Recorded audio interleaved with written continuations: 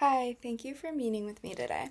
I know getting a report saying Jackie is below benchmark in reading and math can be concerning, so I wanted to take some time to explain what these scores mean, what Tier 2 supports look like, and how we're going to help support Jackie moving forward. First, CBM stands for Curriculum Based Measurement. CBMs are short assessments teachers use to measure student progress in areas like reading and math.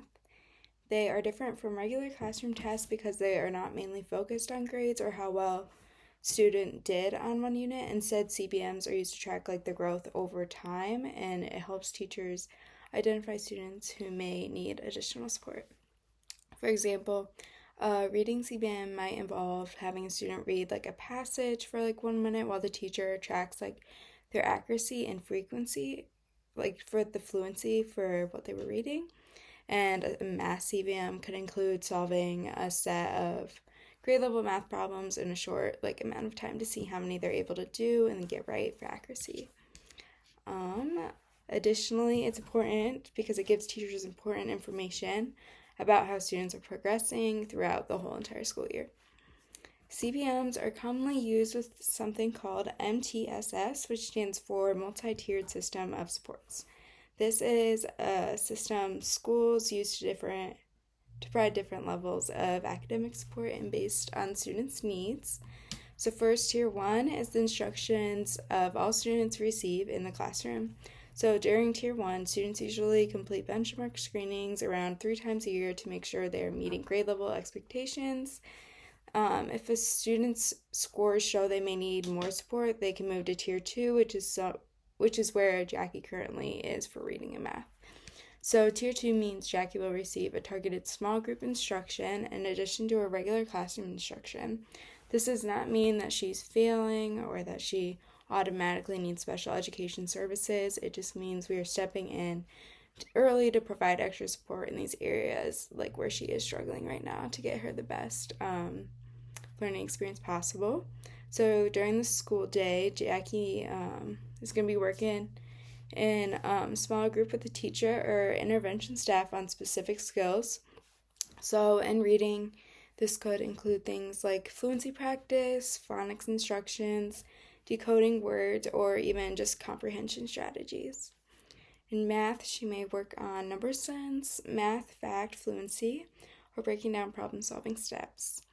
The goal is to give her more focused instruction and practice while keeping her involved in the regular classroom setting with her peers as well, so she doesn't feel like there is a decline there while working with her classmates.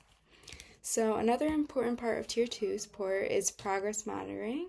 Since Jackie is receiving additional intervention, we will monitor her progress more frequently, usually every week or every other week, using the CBM so that we're able to track and see how the different interventions are helping her throughout the time. So we're going to use this data from the CBMs to make instructional decisions. For example, if Jackie is improving in her reading fluency, we may continue using the same strategies because they're working so well, or if she's not showing enough progress, we might adjust her instruction by increasing intervention time, changing different strategies we're using, or even just providing individualized support. If we know she is struggling with basic fact fluency, we might add more visual supports to help her work through those problems, different manipulatives, or hands-on activities to strengthen those skills as well. So the main idea is that these CBMs are able to help teachers make data-based decisions instead of guessing what students need, because this is able to provide us direct data on what she is able to understand and not understand, so we can help her get to the level that she needs to be at. You also asked what happens if Jackie does not improve over time. So if the data shows she is not responding to the current interventions, the school team would review her progress and discuss additional supports. This could include more intensive interventions or possibly further determine any placement decisions. Schools look at multiple sources of information, including classroom performance, teacher observations, intervention data, and parent input before making any major decisions. I also wanted to talk about privacy and ethical concerns regarding student data. Jackie's CBM data is confidential and protected through FERPA, which is a federal law that protects students' educational records. Only people directly involved in her education, like teachers, intervention staff, and support personnel, would have access to her information, along with you as her parent or caregiver. It is also important that CBM data is used ethically, so the purpose of these assessments is to support student learning and improve instruction, not to label students or compare them unfairly at all.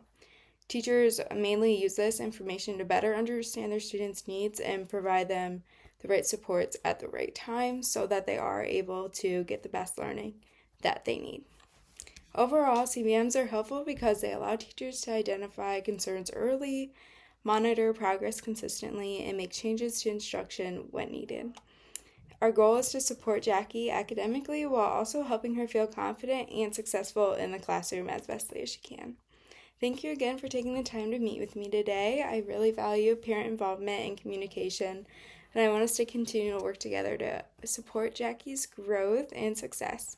So please feel free to ask any questions or share any concerns that you also have about where Jackie stands in her CBM placements. Thank you.